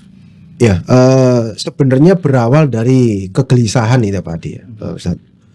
Kegelisahan kita melihat sejarah itu kok banyak versi, itu terutama. Dibengkokkan, dipalsukan. Ada yang dipalsukan lah, ada yang bahkan yang terutama ya akibat nasab ini, itu kan berarti kita harus berpikir ulang. Oh berarti sejarah itu mudah sekali dibengkokkan. Terus apakah misalnya kalau Wali Songo sudah lepas dari nasab Ba'alawi, apakah sudah benar? Nasabnya kemana lalu? Gitu kan? Jangan sampai nanti ditampani orang yang kurang berkompeten, lalu dibelokkan ke tempat-tempat yang kurang pas gitu, ke nasab-nasab yang kurang pas. Nah itu yang mau kita kaji gitu sebenarnya. Jadi berawal dari kegelisahan, terus kita juga menemukan berbagai data-data yang sifatnya menarik, dan kita juga mempunyai sebenarnya kita berasal dari satu guru ya yang meneliti dari nisan ya, artefak nisan itu ternyata banyak fungsinya. Gara-gara itu juga kita akhirnya turun ke lapangan memverifikasi itu. Makanya tadi laporan dari pendeta Valentin itu berkorelasi dengan informasi awal itu sebetulnya. itu berkorelasi dengan nisannya gitu Ustaz. Terus hasil penelitian itu nanti dibukukan, hasil ini tetap akan kita bukukan, bahkan setelah pembukuan kita seminarkan. Kita undang Ustadz Ali ya, kita undang misalnya profesor arkeologi dari UGM atau dari UI. Harus begitu karena kita nggak bisa kerja sendiri. Kita harus bener nggak ini kira-kira para pakar-pakar gitu. Cara kerja kita apakah seperti ini, apakah benar, gimana penilaian para sesepuh, para pakar-pakar ini dari segi filolog, dari segi arkeologi. Bahkan soalnya kita nggak ada yang sekolah arkeologi, nggak ada yang mengkaji filologi, latar belakangnya. Kajian epigrafi itu penting juga. Kajian epigrafi kita ada salah satu master ya, tapi di Aceh, salah guru kita yang bisa mengakses itu ya. Jadi ada di situ Ustadz Taqiyuddin, ada Ustadz Munawir, ada Bang Mizwar, itu yang bisa membaca nisan-nisan itu. Bahkan nisan di Jawa ini nggak bisa kita baca sendiri gitu. Memang sulit, beda dengan manuskrip beda. Jadi di foto, video, kirim sana. Bahkan kalau tidak jelas didatangkan Ustadz. Langsung. Iya, beliau didatangkan ke sini. Bahkan ini cerita sedikit ya. Jadi di Banten itu nisan dari Sultan Banten keempat, Sultan Mahmud Abdul Mafakir, baru ditemukan. Ditemukan karena kajian epigrafi. Dibaca, di situ tersebut Sultan Mahmud bin Sultan Muhammad bin Sultan Yusuf bin Sultan Hasanuddin. Itu sampai bisa terbaca Terbaca karena semua. bahannya itu dari batu Andesit. andesit. Batu ini ya, apa namanya, di bawahnya andesit lah, bukan batu kapur tapi Kalau batu sandstone kapur namanya, lebih gampang rusak kan. sandstone, Sandstone. batu pasir. Bahkan terus nasib gimana nisan Sultan Mahmud yang sebelumnya, nah itu, ini gimana posisinya? Jelas kalau kajian arkeologi ya mengikuti yang tertulis. Bahkan di situ tertulis detail sampai Bin-binnya. bin kakeknya, buyutnya, Oh, berarti yang di makam yang masyhur sekarang Kenari, yang di Kenari. yang di Kenari dengan yang di Baru ditemukan. itu beda ya. Beda lokasi sekitar 1 kilometer. Oh, jauh juga. Nggak sampai sebenarnya, nggak sampai 1 kilo lah, nggak sampai 1 kilo. Sebelum dibangun mewah. Itu ada tulisannya Sultan Mahmud. Ya, baik.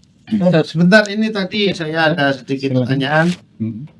Yang mana di grup tadi kami berbicara atau membahas sangat sengit sekali tentang masalah madhabnya Wali Songo. Madhabnya Wali Songo itu ada yang mengatakan madhabnya Hanafi dan ada yang mengatakan madhabnya itu Syafi'i. Dikonfirmasi dengan catatan yang Abu Laid As-Samarkandi, Al-Hanafi As-Samarkandi. Nah itu pas disimpulkan bahwasannya Wali Songo madhabnya adalah Hanafi. Nah ini sebetulnya menurut panjenengan ini gimana ini? Yang betul ini gimana? 900 itu. Hah? Jelas. Tahun? Kan di Abu Laid toh? Iya, Abu Laith As-Samarkandi. 900 Masehi gitu. 900 Masehi. Saya ada manuskrip itu menyebut nama itu, Abu Laith As-Samarkandi. Tapi kan belum terkonfirmasi ini abad keberapa karena nggak ada kolofonnya. Oh, gitu. Kalau di naskah lain ada Tan Biul Ghafilin itu 983 983 Masehi, wafatnya sang penulis. sang penulis. Dan kalau ini dikaji, saya kira untuk pelacakan awal itu bisa melalui bukunya Profesor Martin van Brunissen. Karena hampir sebagian besar pesantren-pesantren di Jawa, Sumatera, Kalimantan itu kitab-kitab fikihnya itu madhab Syafi'i. Nah, apakah itu nanti terkait dengan dokumen yang lebih awal, dengan dokumen-dokumen madhab Syafi'i, nah itu perlu penelusuran. Tapi kalau penelitian beliau, dimanapun pesantren itu ada, kebanyakan dalam konteks madhab Syafi'i, kitab-kitab yang ditemukan. Dalam artian yang membawa ajaran Islam ya madhab Syafi'i itu kan dari kalangan Wali Songo tentunya ya. Ya, belum terkonfirmasi begitu. Karena ini kan dokumen yang menyebar sekarang. Oh, Nah, perlu disambungkan dengan dokumen yang lebih awal. Apakah memang itu murni Syafi'i atau ada kolaborasi antara Hanafi dengan Syafi'i? Tapi menurut yang saya baca tadi di kitab yang ditulis oleh Imam Fakhruddin Ar-Razi itu kayaknya kenapa kok madhab Syafi'i enak diamalkan oleh orang-orang Nusantara dan juga madhab Syafi'i kenapa kok seakan-akan itu mendukung adanya mendukung risalah kenabian dari Rasulullah SAW. Lah ternyata memang Imam Syafi'i itu sendiri menjadi doa dari Imam Hanafi gurunya, bahwasanya setiap doa itu mendoakan semoga Imam Syafi'i itu menjadi mujaddid gitu, menjadi mujaddid. Dan ini setelah saya cross check tentang silsilah dari Imam Syafi'i kan Muhammad ya. Muhammad bin Idris bin Abbas bin Utsman bin Syafi'i bin Sa'ib bin Ubaid bin Abu Yazid bin Hasim bin Muthalib bin Manaf. Sementara di data tersebut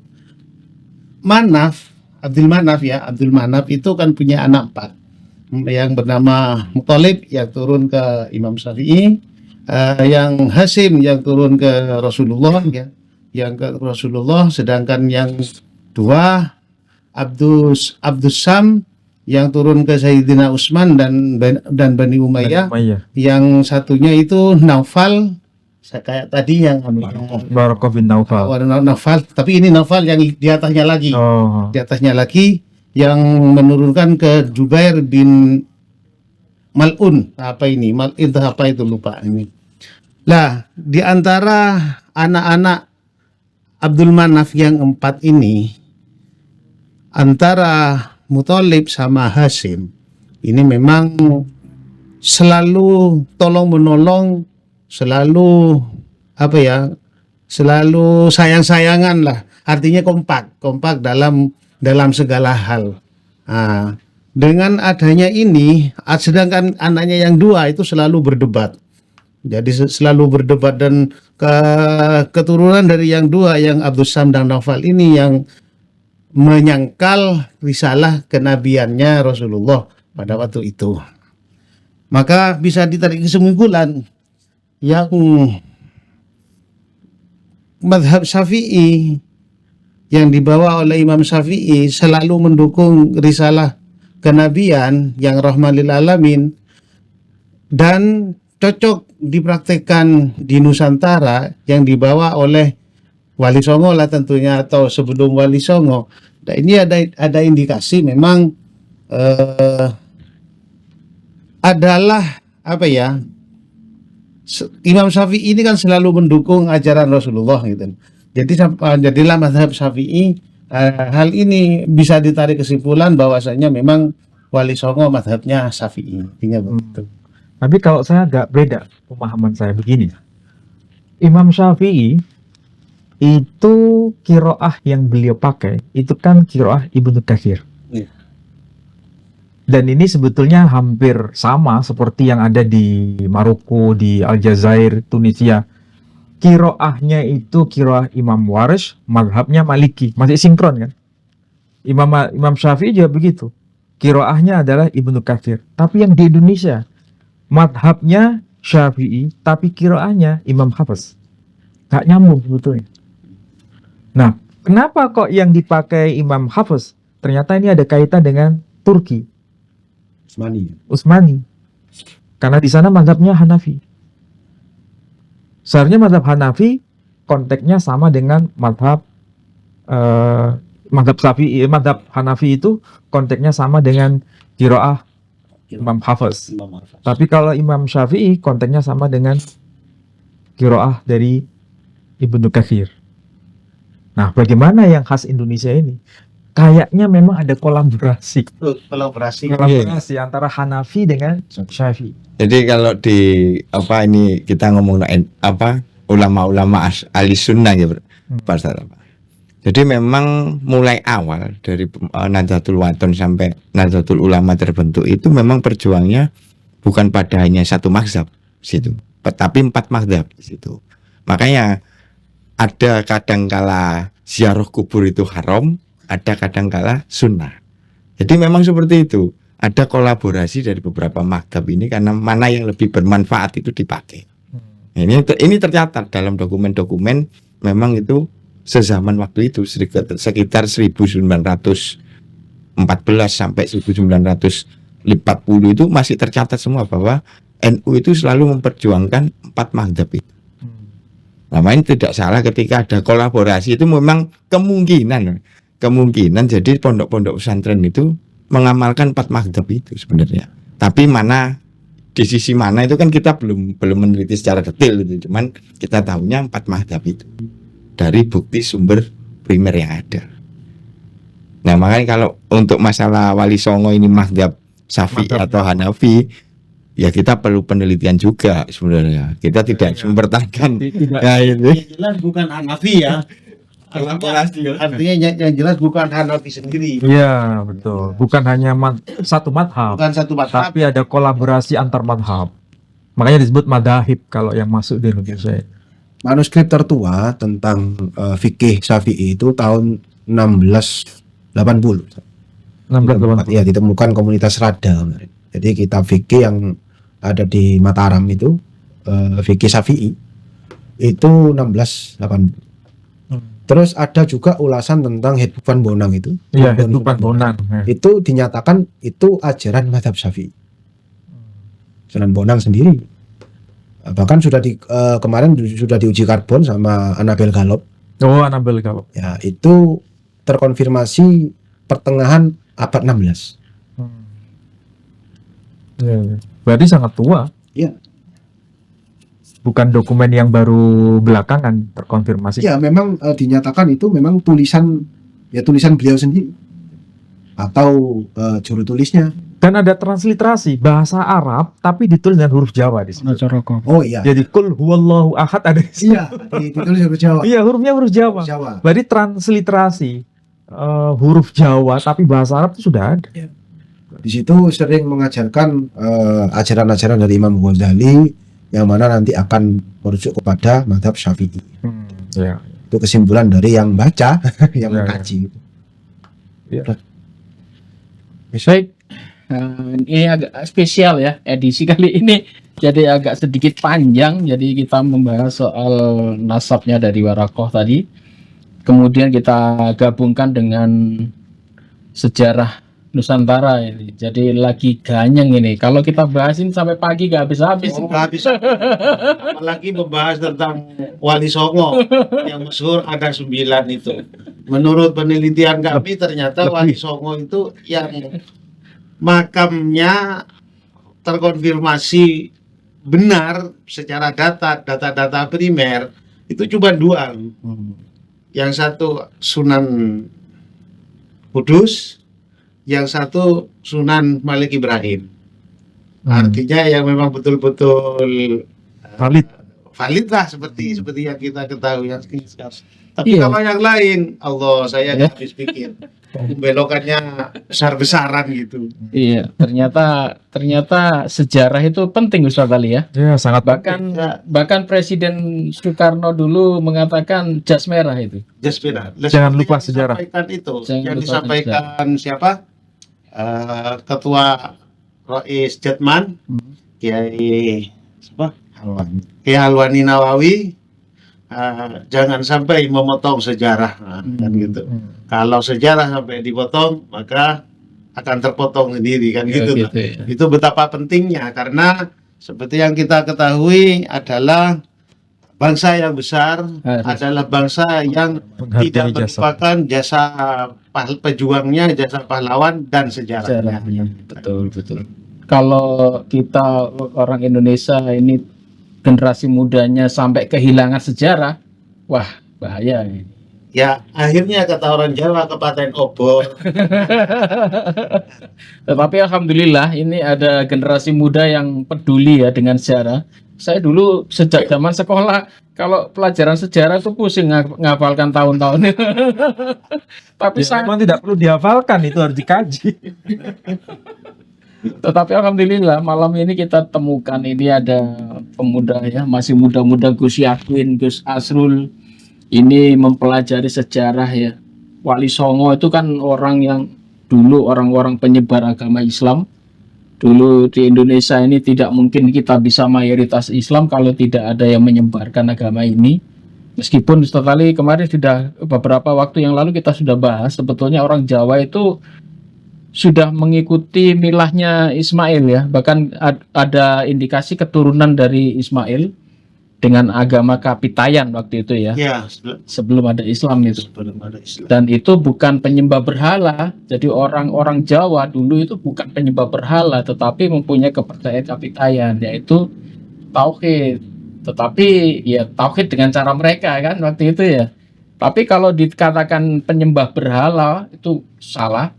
Dan ternyata bukan hanya di Jawa, di Mekah juga sama. Tauhid itu akhirnya dirusak sama orang luar yang membawa berhala. Ternyata berhala itu kan bukan dari tradisi Arab dan Mekah, Bukan tetapi tradisi Bani Ismail. bukan tradisi Bani Ismail, tetapi dibawa dari beberapa negara-negara atau wilayah-wilayah yang luar itu yang masuk ke sana.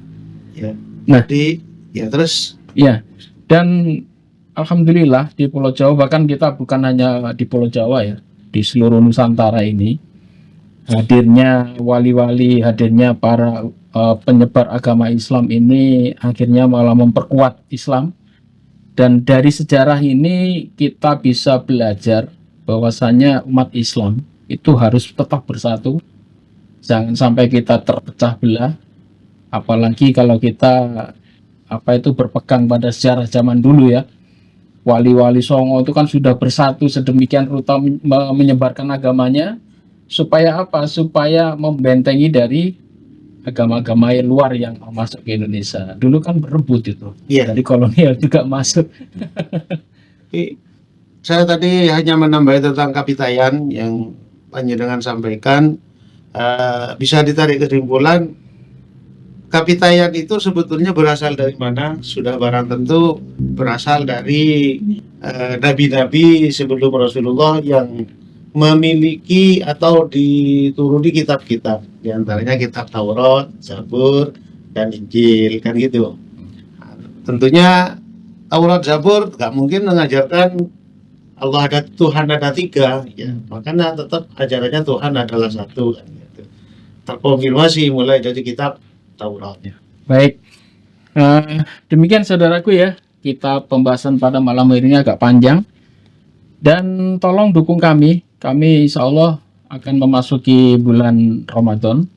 Banyak program yang akan dilaksanakan oleh Yayasan Pembina Mu'alaf ini, baik itu di bulan Ramadan atau setelah bulan Ramadan. Kita juga akan mengadakan seminar dan segala macam. Untuk Bapak Ibu yang ingin berdonasi silahkan, di bawah itu ada nomor rekening ya, atas nama YPM atau Jawa Timur, atau di scan aja barcode di sebelah saya ini, berapapun itu untuk mendukung kegiatan kita semua. Tadi kita sudah bicara, kita butuh dana ya, karena beberapa hal kalau tidak ada duit tidak bisa berjalan ini. Nah, untuk itu, untuk Bapak Ibu sekalian yang sudah berdonasi kepada kami ucapkan banyak terima kasih. Semoga dibalas oleh Allah SWT. Amin. Tadi kemarin Yai Zabidi juga mengatakan ada acara seminar. Oh ya, itu rencana, intinya hasil penelitian dari Mapsino yang sudah berjalan 5 tahunan ya. Sudah berjalan selama 5 tahunan ini kan sudah terbukukan semua. Insya Allah pada tanggal 21 Muharram, yang mana di data Babon Jogja, data Babon itu kan ada data Babon, ada babonnya Babon. Babonnya Babon. Nah itu mencatat bahwasannya wafat dari Pusat Mata Sunan Giri itu 21 Muharram 930 Hijri.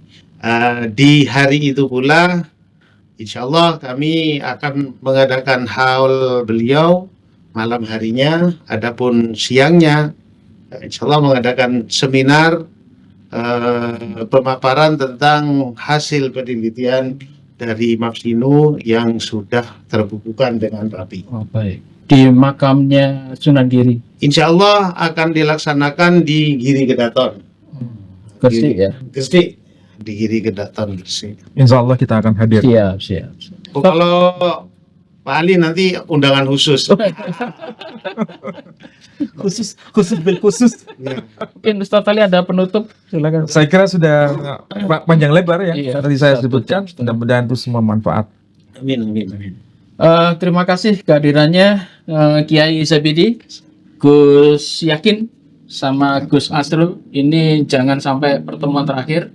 Kalau bisa mampir lagi di tempat ini, kita ngobrol-ngobrol bareng lagi. Siap, insya Allah. Kalau bahas sejarah dengan Ustaz Ali, match ini. Gak akan selesai satu hari. Baik, demikian saudaraku sekalian. Semoga tayangan ini bermanfaat ya. Ambil hikmatnya, ambil yang baik, dan buang yang tidak baik.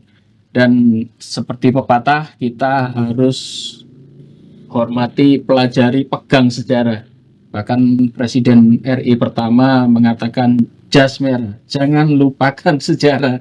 Jadi kita wajib mempelajari sejarah meskipun itu agak pusing ya, mencari-cari segala macam, tapi alhamdulillah dengan niat yang kuat ini diniatkan untuk ibadah, untuk penyebaran kejayaan Islam Nusantara. Ya, pada intinya itu, Iya. biar Nusantara ini bukan hanya besar negaranya saja. Baik. Demikian ya, mohon maaf jika ada salah kata. Wabillahi taufiq wal hidayah. Wassalamualaikum warahmatullahi wabarakatuh. Waalaikumsalam warahmatullahi wabarakatuh.